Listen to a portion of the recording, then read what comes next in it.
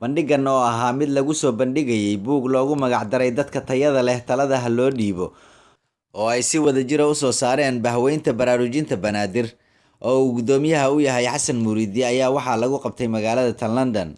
Goobta lagu soo bandhigayay buuggan ayaa waxaa ka soo qayb galay dadweyne aad u fara badan oo isugu jiray odayaal iyo dhalinyaro. Dadkii halkaasi ka hadlay ayaa iyagu sheegay in ay muhiim tahay in la badiyo qoraalka buugaagta si jiilka soo koraya ay uga faa'iidaystaan. marka ujeedada oo maanta oo fadhigan u yeelan waxay ka mid tahay buug aan soo saarnay in buuggaasi warbixinteedii iyo faaliskeeda inaan buuggaan soo saarnay aan maanta warbixin ka bixinaa. aad iyo aadan caawa ugu faraxsannahay inaan arko dhalinyaro odayaal aqoon-yahan mutacalimiin oo reer Banaadir halkaa isugu yimid dhammaantooda. caawa waxaan isugu nimid inaan ka hadalno buugga sida loo soo saaray iyo buugga juhdiga badan ay BB Banaadir ay geliyeen dhalinyaradooda maanta.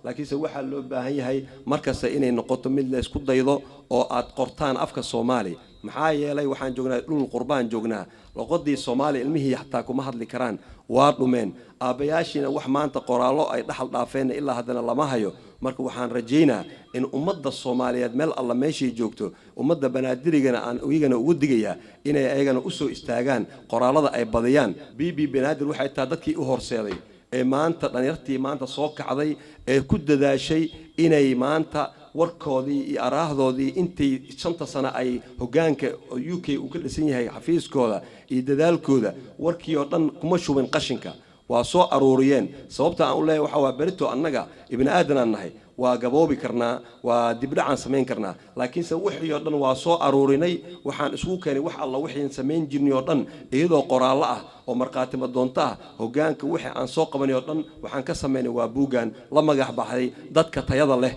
Talada Ha Loo Dhiibo. waxaan hadda buuggan hadda aan ugu ammaanayaa ku qoran oo kale mahmaha yar aan ku soo gabagabaynayo hadalkayga. mahmahada waxay leedahay dhulkaygiyow anaa ku daayaco inaan dib kuu soo dhisto ayaa danteeda ah, dadaal iyo siyaasad ayaan kugu dugaalo ayaan kugu soo hayaa, laakiin garaad ila gartaa ee guusha i gaarsiiya ayaa iga go'an.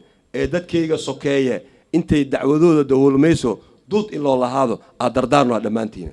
maanta yacni barnaamijkan barnaamij sahlan ma ahan, waa muddo wax qaatay ilaa ku dhawaad 2 sano.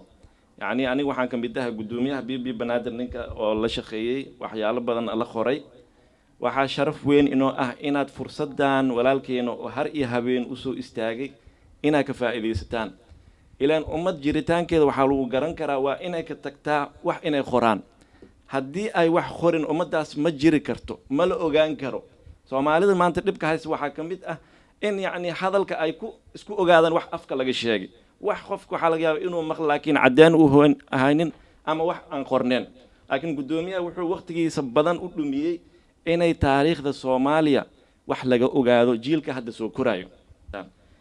mideeda labaad aan ka taabto arintan oo title-ka keligiisa Dadka Tayada Leh Talada Ha Loo Dhiibo wax sahlan ma ahan. waxa isu timid barofesor badan oo hadalkan xigmada la silisku keeni lahay, dad badan har iyo habeen nafteeda ku qaadatay macnaheedu dadka Soomaaliya oo dhisi karo nabadda keeni karo oo dambiga aan ka gelin in mas'uuliyadda Soomaaliya maanta loo dhiibo si sharaf leh loogu dhiibo.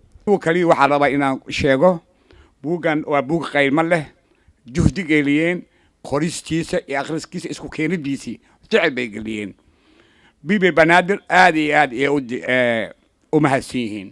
ma hadda ma laha wala waajibkoodii oo wadaniga ayay guteen. aad iyo aad u farxsanahay maanta ay tahay program lagu soo bandhigayo buugga ay soo saareen BB Banaadir ay ka soo qayb galeen ma sha Allah mashaayikhiin mutacalimiin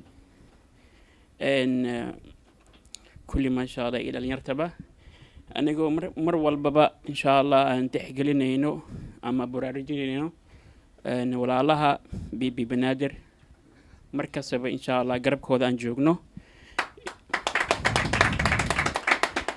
ay mahad celin gaara u sameynayno walaalkeena Xasan Muriidi oo buuggan soo saaray. dhammaan waxaan leeyahay hambalyo waayo qof hadduu buug qoro waa taariikhdu ayuu xusay asagana hadduu u dhinto buugaas waa jiraanaa kun sano taariikhda cuseysa mar kastaba anaka jiilka naga dambeeyo iyo kan kasii dambeeyo waxay noqonaysaa raad raac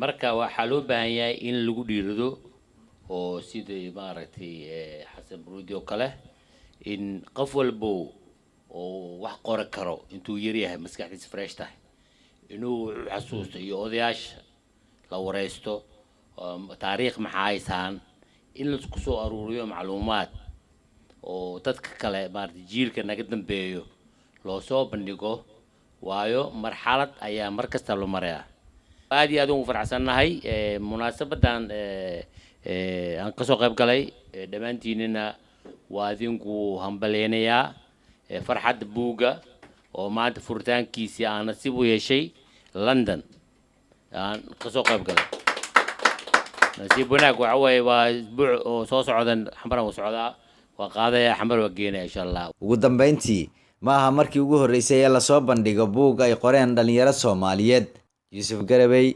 warbaahinta qaranka Soomaaliyeed London